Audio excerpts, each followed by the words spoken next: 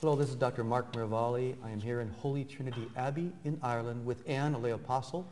We are going through the messages of Volume 6, especially dedicated to families. And I would like to read the June 16, 2004 message of St. Joseph as he speaks to fathers today.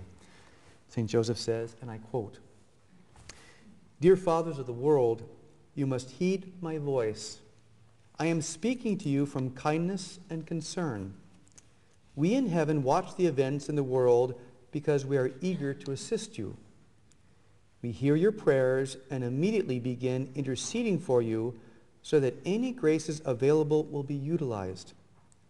Allow us to help you to examine your role as father so you can be certain you are fulfilling this role as God has willed. You must examine your role in comparison to me, Joseph, the head of the Holy Family. Do not examine your role in comparison to a soul who is not following God. You must take this opportunity to also look at your companions.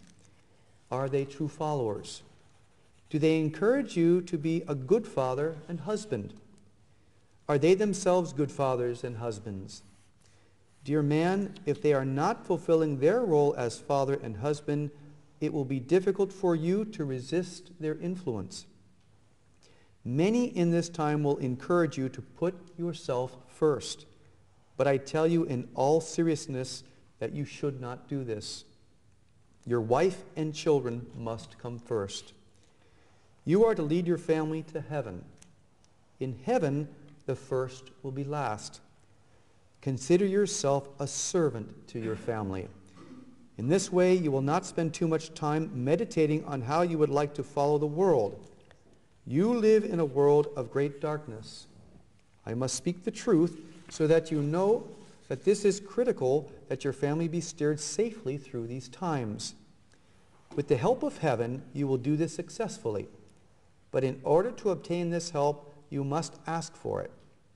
In order to ask for it, you must be prayerful. If you are not prayerful, you will not see the need to pray because you will be too busy scurrying from one day to the next and telling yourself that all is well because this is what everyone else is doing. Fathers, set a tone of quietness in your family, in your homes, whenever possible. Children in your care will then feel free to come to you with their little difficulties and fears. Be available to them by often sitting quietly or working in silence. There is no need for the constant distraction of noise. It dulls your soul, dear man, and God cannot find rest in you. If you spend time in quietness, your soul will calm, and your God can claim you and communicate with you. He will inspire you to give consideration to His will for your life. He will give you an awareness of the large view of your life and your family, pulling you away from the small view, which is the moment. If your large view includes heaven and serving God, you will understand that you must live each moment differently. Set your sight on heaven for both you and your family, and you will see your perspective begin to shift a little here and alter a little there. This is a process, and you can be comfortable that all will not change in a day, particularly if you have been spending too much time in the world or practicing bad habits. But it will change. Gradually, your home will feel different to you. You will long for holiness for each of the souls in your family who are walking your life journey with you. You will see their spiritual development as the priority. Dearest man created by God, this is your role.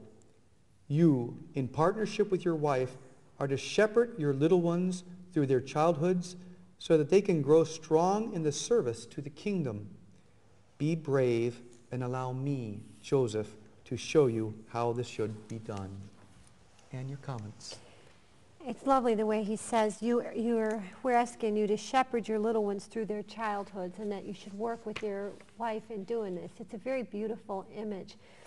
I think that in order for a father to most effectively be this for his children, that he needs to be in a lot of silence, and a mother does too. But I think that we all need to work hard as lay apostles, as fathers, a father lay apostle, to turn off the noise, to make a constant aim for silence in the household, you know, because in this way they can approach you. And they will approach you if they see you working peacefully and there's not a loud, you know, a lot of noise in the background. So the call to silence is profound for holiness. And it, again, it helps a man to be contemplative about his own holiness. It's true. In seeking to incorporate this, you know, I'd encourage fathers to try to sit in the main room of the house, in the family room where you're visible, wherever the center of the house is. Sit on the couch for 20 minutes. Someone will come up to you. And typically within 5 minutes after that, someone will say something to you, ask a question, or reveal a little bit of their heart.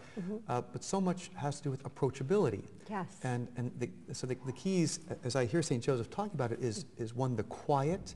If we're watching television, if we're on the internet, if we're listening to something, that's the opposite message. Don't interrupt me.